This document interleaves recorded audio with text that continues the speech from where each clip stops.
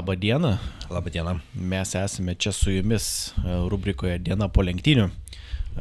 Apturėjome Australijos pirmąjį etapą, gana nuotykingas etapas, su daug avarijų, daug lietaus, su iškrėstų išdaigų ir gudrybių. Šeši net iškrito. Iškrito 4 naujokai tie vadinamieji. Tada iš veteranų tai Sainzas su Alonso. Ir, toks buvo chaotiškas. Mano toks vidinis įsitikinimas yra, aš nežinau, ar buvo labai įdomias, ar tokios, nuobodžiom tikrai negaliu pavadinti, bet tų stabdymų, žinai, daug buvo, bet tų stabdymų vidury, visgi vis tiek intrigos buvo, žinai, kas kada turės padangas keistis, kodėl, ar lis, ar nelis. Tik gal pradžia tokia prasitėsi, nes vargšas Hadžaras, Izaukas, Aizekas 2 posūkių praktiškai neišvažiavo, išvažiavo techniškai 2 posūkius ir trenkėsi atitvarą per apšilimo ratą, tai tą buvo liūdna mąstyti. Kokias tavo pirminės nuotaikos išsinešamos iš šitų pirmųjų sezono lenktynių? Tai įdomu, sugrįžimas tikrai toks rimtas, tikrai naujokų daug, 4 iškrito, kaip sakei, Antonėlis puikiai suvažiavo, šiaip net 4 su Mercedes bolidu. Jisai 5 buvo po 5 sekundžių baudos. Jo, šiaip bet 4, atvažiavo, bet gavo baudą, taip. Tai realiai finišas susiskaitė kaip 5.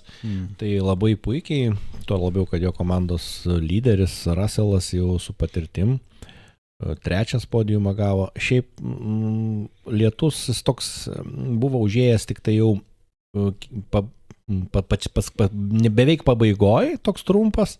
Irgi taip liktai jau visi užsidėjo sausas padangas, vėl prasidėjo maišalinė. Tai buvo per visas lenktynės, ką dėtis, kas lysta, neslysta. Tikrai buvo toks chaosėlis, bet buvo įdomu, malonu žiūrėti. Tai geras įspūdis. Vieną tik gal pasakyčiau, kad kol kas mane šiek tiek taip ir turėjo būti, kad Hamiltonas dar nepripratęs prie Ferrari, bet yra lietus ir aplamai, kai buvo lietus, tai su visom komandom sunku pasakyti, nes dabar žiūrėk ir Albono su Williamsu taškuose, ir Hülkenbergas su Zauberiu taškuose. Čia tikrai nėra jų forma, kurie demonstruos, žinai, dėl to ir Ferrari lygiai tas pats. Jo, Alpinų kaip ir viskas tvarkoja, bet irgi taškuose. Tai šiaip Ferrari, abu liko trasoje, viskas tvarkoja. Leclercas kaip ir normaliai atrodo, bet Ferrari šiek tiek nuvylė, sakykime. Tai dabar Zauberis pirmą kartą po ten virš 4000 dienų po paskutinio karto, kai Zauberis buvo priekyje Ferrari konstruktorių įskaitų. Dar tada Kobayashis važiavo Zauberį. Įdomus momentas, taip įdomus.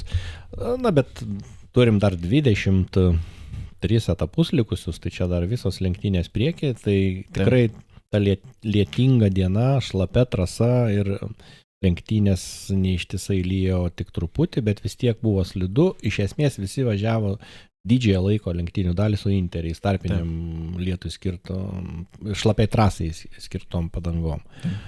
Tai bendras įspūdis geras, nei kažkas didelių stebuklų parodė. Sainzas, jeigu nebūtų iškritęs, irgi labai normaliai važiavo, tai šitoj vietoj kaip ir iškrito. Šiaip apie lietų pasakei, mes ten vis svaidėmės transliacijos metu, ten vienetais, dvejetais, trejetais, ketvirtais, ką reiškia tie lietaus stichijos matai, tai buvo, mačiau vienam tinklalapį, buvo nufotografuota, kaip nežinau, atmintinė, ar tiesiog vienas iš tų kompiuterių inžinierių, tai ką reiškia ta skalė, tai 0 tai nėra lietaus, 1 yra lašnoja, 2 yra lengvas lietus, jie išskiria, bet matyt, tada jau ne tik lašnoja, 3 vidutinis lietus ir 4 pliaupia. Gal ir griaustinis žaibuoja. 4 stadijos. Taip, 5 techniškai, nes 0 yra, kad nėra, žinai. Tai buvo gaila, Hadžaro dar norėčiau trumpai prie jo, tu buvai užjaučiantis, bet to pačiu negailestingas, tu jam sakei, kad turi valdytis, negali rodyti tokio emocijų. Jo, emocijos ten buvo jo rodomos, taip nulenkęs galva buvo, kad negali sportininkas tokį lygį pasiekęs. Šiaip tai jaunas visą kitą, bet jisai važiavo ankstesniuose žemesniuose lygose formulės. Taip. Tai turėjo emociškai jau būti stipresnis kažkaip, man taip atrodo. Bet dar gražiai Hamiltono tėvas priėjo. Taip, Anthony Hamiltonas. Paguosti, pakalbinti, kai jis tos galvos taip nebūtų nuleidęs, bet mums labai įstrigo tas jo toks susikrimtimas akivaizdus, kad... Užjaučiam žmogų, aišku, bet aš taip kažkaip tuo metu kažkaip taip atlaidžiau žiūrėjau, ne taip prasme, kad negalima taip daryti jokių būdų, suprantama. Žinai, čia ateina su patirtimi aukščiausiam lygiu vis tiek, kad tikriausiai jokių būdų nekritikuojam, kad rodė emociją, bet tikriausiai Alonso arba, žinai, tie jau patyrę pilotai, jie, nebūtų ten nedžiugautų, bet to pačiu ramiau, žinai, reaguotų, bet, nėra ko norėti. Pirmos pačios lenktynės žmogui Formuliai 1 ir gėda matyti, žinai, ir tą klaidą nenorėjo padaryti, tai normalu. Ir šiaip patiems buvo gaila kažkaip žiūrėti. Man nustrigo Piastris, kuris iš principo tikrai galėjo drąsiai kovoti dėl pirmos vietos ir jis tikrai buvo greitesnis už Norrisą, tik tai, kadangi trasa šlapia, tai gavo, reiškia, nurodymą iš inžinieriaus, kad laikykis ramiai, norėjo, kad pirmą antrą vietą išliktų, tai jis iškart nes pereinamosios sąlygos ten buvo, kaip jie sakė, tarp sausio ir šlapio. Jis iš kartais atsiliko jau tada 3 sekundėm nuo Norriso, taip nenoriai sutikęs. Tai šiaip, kadangi jis buvo, kaip ir greitesnis ir galėjo kovoti, bet gavosi taip, kad jis paskiau iš visoje toj sambūrį jau antroji lenktynių pusėje, išslydo į žolę, jau galvojom, kad viskas, kad jau nebeišvažiuos, bet šiaip netaip išsikapstyti to žolės, tai aišku, jis buvo paskutinis, tuo metu, aišku, buvo iškritęs, 15 buvo, jau 5 atrodo buvo iškritę, ir iš tos 15 vietos jisai atsikapstė į 9 vietą. Tai visai man kaip ir gerai, toks kaip publika, kaip ošė, kad Australas jų, reiškia, tikrai grįžo į trasą ir kovos toliau, tai aš irgi jau galvojau, kad jis turės kažkiek taškų, nes geras bolidas. Išvažiavo iš to žalės, tai labai gerai, kad jam viskas ten pasisekė. Bet gaila, kad nepaėmė McLarenai, jie kvalifikavosi pirmas, antras, norėjosi, kad abu taškus gauto, vėl dabar Verstappenas antras buvo 18 taškų. Bet antras, jisai pirmą kartą yra antras, kad ir kaip įdomiai skamba. Šiemet pirmą kartą antras. Jisai pirmą kartą yra antras per 1029 dienas.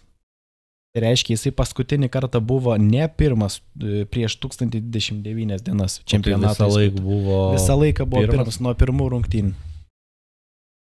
Negaliu patikėti. Patikėk.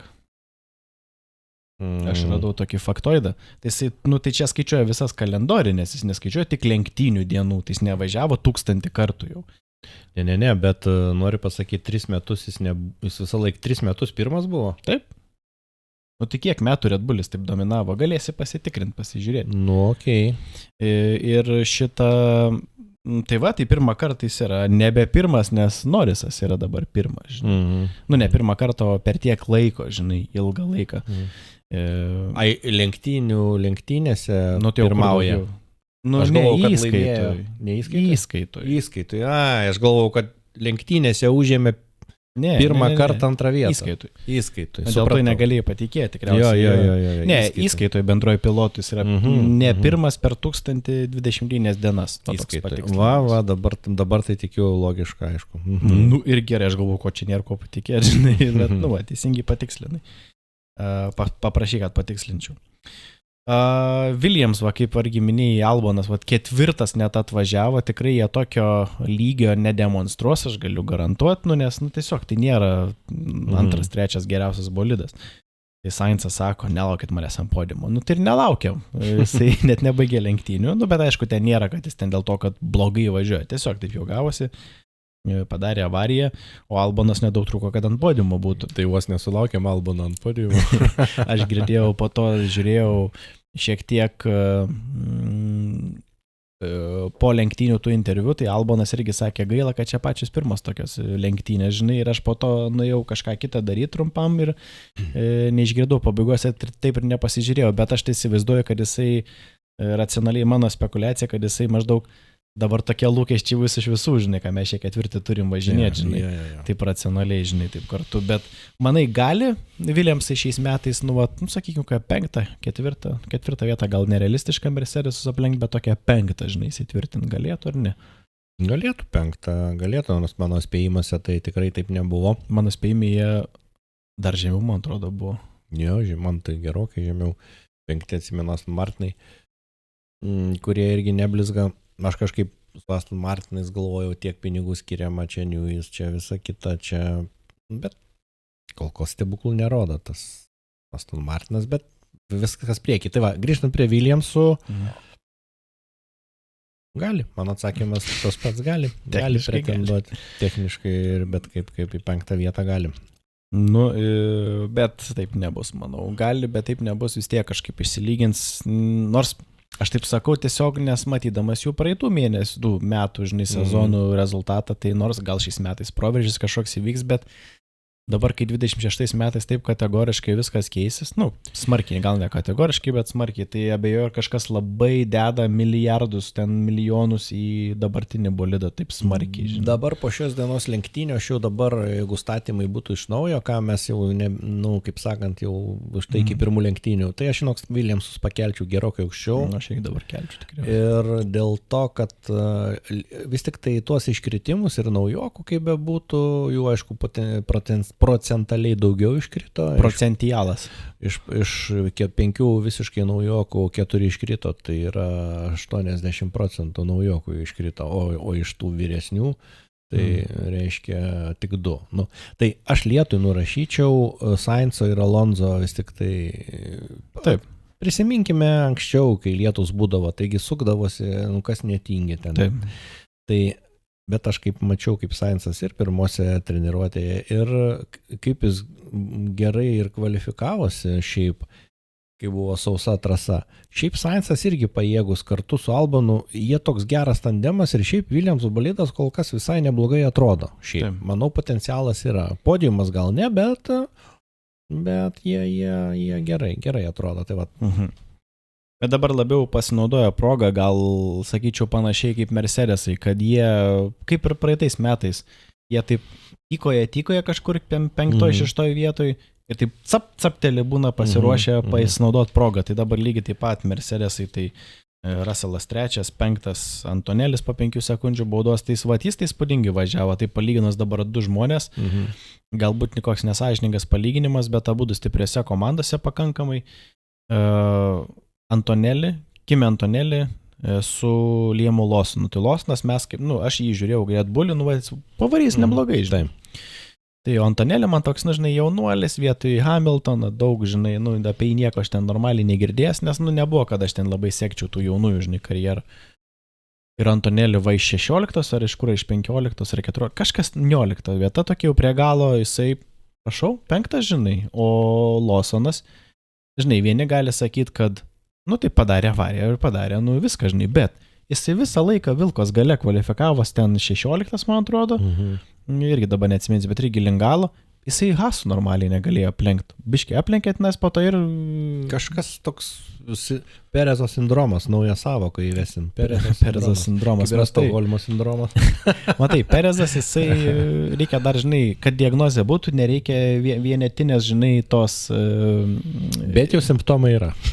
Simptomas vienas kol kas, žinai.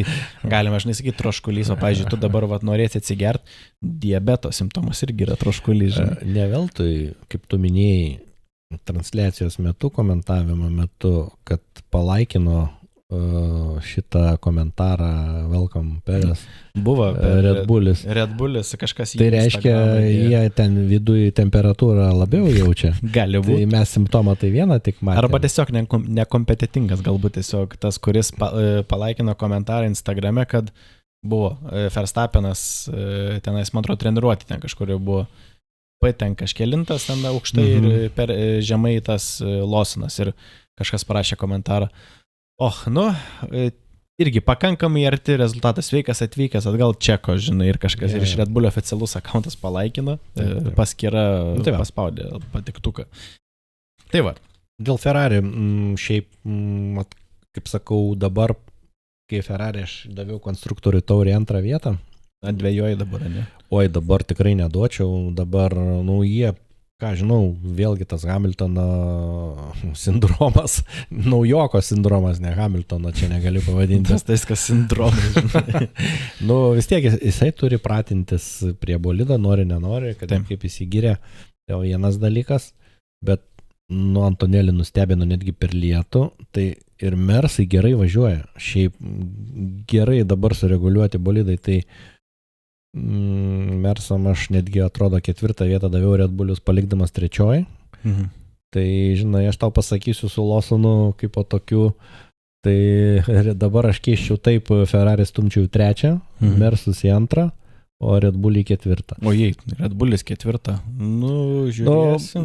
Žinai, čia yra vienos lenktynės, todėl įspūdis dabar jau yra kaip yra, nes mes niekas, kas spėjimus darėme, nežinojame, kaip bus. Ir be to tai yra lietaus lenktynės. Jo, tai yra išimtis, o ne taisyklė. Taip, nes lietaus tikrai nedaug būna. Tai dėl Ferrari šiek tiek man abejonių yra. Bet Lawsonas, irgi norėčiau prie jo sugrįžti. Zakas Braunas komentarą tokį davė, kai Juki kvalifikavosi aukštai. Sako, kaip jis tenais parašė, kad Juki gerai pavarė kvalifikacijų, tikriausiai ir turėtų būti Red Bullyje, turint omenyje performance, bet jie keistus sprendimus kartais priima dėl vairuotojų. Tai Lawsonas dar tik pirmas lenktynės, bet Lawsonas performances prastas buvo tose lenktynėse, o Juki, nepasiekė to, ko tikėjosi, bet, ir kvalifikavosi gerai. Tai kaip manai, čia aišku norėjai kasti Red Bullį, Zakas Braunas, kaip jo klasika yra, žanro.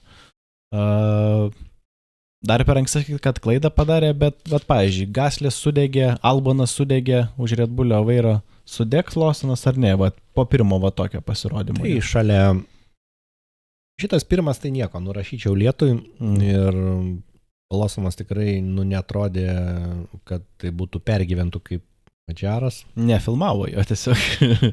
Būtų turbūt režisieriai pagavę jo tokį susikrimtusi, nes mes irgi nebūtume matę. Bet šalia Verstappeno visada yra rizika. Žiūrėk, Albonas irgi susikirto, nes buvo šalia Verstappeno, kai šalia žvaigždės esi, tu visada... Bet jisai suklydo ne dėl to, kad jisai Verstappeno šalia buvo. Ne, bet aš turiu omeny, ar nebus taip tuo aplamai kalbi, kaip bus Red Bullyje, ar nesusikirs. Aš noriu pasakyti, kad kai Red Bullyje ir dar važiuoja Verstappenas, tai bet kas antras bebūdamas, aš manau, bus negerai. Manau, kad vienoks ar kitoks kaip pasakyti, gali žiauriai būti nusivažiuoti, o gali tik truputį nusivažiuoti, bet vis tiek nusivažiuoti. Ta prasme, neiškils Lawsonas, jeigu jis lygiai važiuotų Verstappen, nejuokauk su Verstappenu. Tai aš atsakymas labai paprastas, kaip manai, ar pasiseks. Tai aišku, nepasiseks, nes tu turi lygiai su Verstappenu važiuoti. Aš sakyčiau, reiškia, nepasiseks. Šiuo atveju man tas pasiseks, tai yra, kad jis išlaikys sezoną ir toliau važiuos. Tą labiau gal turiu omeny, nes ar jis aplenks Verstappeną, jo nieks neaplenks Verstappeno Red Bullyje, jeigu būtų važiuoja. Tai, kad jisai gali likti dar kitam sezonui, tai, tikėtina. Dėl šito, tai man čia... Taip. Ne, tai Verstappeną nieks neplenks Red Bull. Tiesiog, taip yra. Šiemet Verstappeno Red Bullyje nieks neplenks šiemet. Kitą metą gali būti labai pasikeitimus. Negali žinoti. To labiau, kad visi... Bet aš vis tiek ramiai dėčiau lažintis net ant nežinomo bolido, kad Verstappeno lygis yra tiesiog aukštesnis visą galą. Taip, Lawsonas, Verstappenas, lietaus šitie, apie Williamsus pašnekėjom, man patiko labai Ferrari, sakė, nuvilinti šiandien performances, ir statytum žemiau, man tai kaip tik išaukštino jų lygį tą su vandens situacija, kai sako Leclercas. Sakykit, kokia bėda, kas galimai prakiuro, pas mane iki kabinui, iki pusė vandens tipo yra. Tai sako, tikriausiai vanduo prakiuro ten, kažkokia žarnelė, sako, įrašykim šitą frazę į tą išminties tokį žodinėlį, tai man patiko ta klasika Ferrari, juokiamės iš jų strategų, iš jų komunikacijos ir ne dėl to, kad ten kažkokie objektyviai. Ne juokiamės pašaipiai, bet linksmai.